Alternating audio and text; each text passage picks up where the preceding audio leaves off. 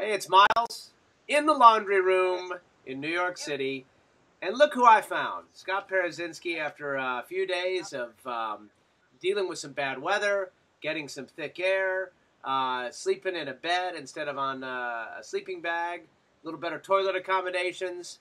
But you've had quite Yes, an indeed. adventure. Now you're back at Everest Base Camp. Boy, it looks beautiful. And this may be the moment, right? This is the moment, Miles. We're headed up tomorrow morning. I'll probably get up around 3 in the morning, breakfast at 3:30, and on the icefall at 4. And the summit pushes on. There are several teams that are already head up the mountain. They hope to summit potentially as early as the 18th. I don't think that'll be possible, but probably the 19th. And I hope to be the beneficiary of their kicked-in steps on my summit bid the following day on the 20th is where we're targeting. So kicked in steps do make it easier, right? You just follow the path right up. Well, yeah, it's still enormously difficult. We were the first team up the Lhotse face on blue ice, and it was heinous. Couldn't find a better word to describe it. But I think with lots and lots of traffic, some fresh snow, potentially a few teams that have gone up the day before, it should be a little bit easier. Um, but it's still going to be a pretty huge challenge for me. All right. Well, there's no question about that. Tell me a little bit about what the weather's looking like right now. You have a sense that it's gotten a little more stable? It's gotten quite a bit more stable. The winds have died down. The precipitation has eased up, and I'm just kind of panning around here so you can see Yeah, I like that. the beautiful surroundings. Boy, But it's surreal. It really looks otherworldly when you do that. Go ahead, keep doing that. It's kind of cool. Go ahead. it's insanely beautiful. Can't describe it any other way. But we have had a lot of moisture in the air recently that we think is drying up. Also, the jet stream is moving towards the north and west, so that's good for us. It keeps the summit winds down, and that's what we really care about. Piercing winds, 50 knots, as some of our teammates faced on the South Col a few days ago, is just incredibly difficult. Some of the video that I saw looked like they were waging war. Some of Wow. the toughest conditions I've ever seen. Wow. So they Um, obviously yeah, turned back, and are they at base camp they with you did. now? They're at base camp and resting, and they hope to give it a go in another couple of days. So, a really a tough push that they gave. They gave it their all. Um, After a few days rest down here in base camp, maybe they can give it another shot and be Now, successful. Now, a lot has transpired since we last spoke. The storm, the trip down the mountain, uh, another death. Tell us what's been going. It's been really high drama. Tell us a little bit about it. Well, it's been very dramatic, much more so than last season. We had one climbing team go up and have to bail out under horrendous conditions. There was an injury in their descent. They got the injured climber down successfully. We had reports that two Sherpa cook boys were drinking basically moonshine, but it contained methanol. One of the pair died. The other did survive. He was helicoptered out to Kathmandu and is doing fine. Um, we've had really rough weather here in general, but we think that trend is over. And certainly for our team that went down to Ferice, to a little village about 4,000 feet below here, we're re-energized. We had some great food, some excellent rest. We were able to clear our heads, and we're certainly focused on the 5 or 6 days ahead to the summit. So you look good. You sound good. You sound pretty optimistic. You think this is it?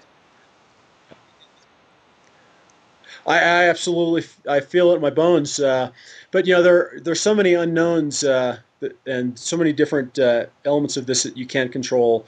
Of course, the weather, avalanches, flukes of injury and illness. But I've been taking good care of myself, and I'm watching my step. I feel really good about this, and I'm certainly going to give it my all. And as I've said before, it's first and foremost, it's a round trip. So, um, I may or may not make the summit, but certainly will be coming back home. Yeah, that is first and foremost. So as it stands now, if all goes well, summit day will be. You have it figured out. The 20th. It'll be the 20th. Okay. The 20th of May around sunrise, Nepal time, and there's certainly a potential that it could slip a day. We could take an extra rest day at Camp 2 and wait for the 21st if crowds are too heavy. One of the things that I'm most concerned with is an into thin air type scenario where there are too many people on a bottlenecked summit route. So I do plan to leave very early in the morning to hopefully get ahead of the pack. But if I see that there are hordes of people, and the weather looks good for the following day, there's no harm in waiting for the 21st either. It's not like it's a race, is it? It's a marathon, not a race. Yep. Yeah. That's correct. All right, and that's pretty cool. So that for people on the East Coast of the United States, that means if it's the 20th, it's actually the night of the 19th that we would be watching and hearing to see how you're doing. And tell me where your media Sherpa Keith Cowing, he's not with you. What's he doing? Keith is a super strong media Sherpa, but he came down with me, of course, to this village called Fairche for about 4 nights. Those of us who have been here for quite a while and are acclimatized to high altitude and on Everest, it wasn't that big of a challenge for us to come straight away back to base camp. Essentially 3 trekking days all in one day is what we did yesterday. But we thought it more prudent for Keith to take it a little bit easier.